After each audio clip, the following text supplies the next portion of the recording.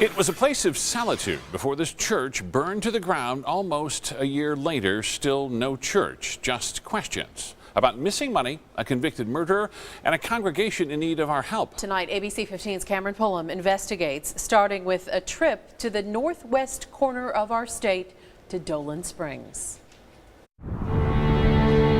Dolan Springs is the definition of a one-road town. Just 2,000 people who rely on faith above all else. It's been tough on a lot of people. September 26, 2015, two churches light up the night sky. Fire tearing through Dolan Springs Baptist and Mount Tipton Community Church. Both arsons committed by a local transient, both congregations vowing to rebuild. The hope the two crosses would again grace the Arizona sky. So within, 6 months, the Baptist church was basically up and running again. But for Mount Tipton Church, 2.5 years later, there is no cross, just a concrete slab. That's why this church insider is coming forward. Stories would change. The money went here, the money went there. Nothing had been done yet, and then I started hearing rumors. Rumors about what happened to $700,000 in insurance money to rebuild. Rumors about their pastor Rex Eugene Austin and his dark and shocking past. Few knew that before Austin settled in dusty Dolan Springs in 2003, he was convicted of murder in the 70s and served 23 years in prison. I only know Rex from being one of the nicest guys that I know here in town. According to the Bible, the devil comes to kill, steal, and destroy. This insider and others say their pastor gave them nothing but vague, conflicting answers. Stories about contractors going bankrupt or running away with the money, but nothing concrete. So when we came to what's left of the church to find out, to our surprise, Pastor Rex Austin found us, and he seemed to have all the answers. What happened was we hired a company to help us get all the money that we could from the insurance company, and they introduced us to a contractor that they recommended. A contractor, he says, took a lot of money but didn't do the work.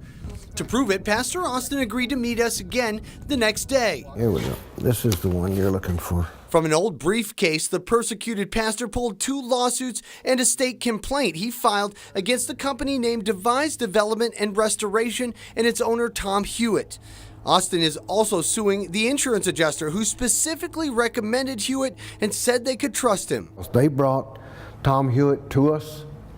They were the ones that said that he had done business with them over the years. All I needed to do was sign a check because he had already verified everything. Some verification because we found Hewitt is being sued by former employees who say he wrote bad checks and split town. His contractor's license revoked, his last known home up for sale. Phone number?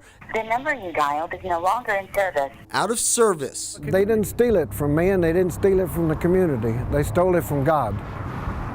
It's God's church, it's not ours. Pastor Austin's lawsuit claimed Hewitt got paid $320,000 and got that money by submitting falsified invoices. When we confronted the insurance adjuster who says they were duped too, they gave us those bogus billing statements like $38,000 for plumbing and $28,000 for framing and rough carpentry. A town that relies on the Word of God now leaning on the Word of law to bring them justice. Do I expect a lawsuit to get us back our money to build the church? No. We did everything we could to track down Tom Hewitt. We sent messages to Facebook pages, called several phone numbers, went to his Phoenix home, even reached out to his real estate agent, but have not heard anything from him at this point. Now, at last check, he's on the run somewhere in Tennessee. We've reached out to the Attorney General's office, the Arizona Register of Contractors, and the Mojave County Sheriff's Office, who say they are all looking into the matter, but admit these are very difficult cases to pursue. I'm Cameron Pullum, ABC 15 Arizona.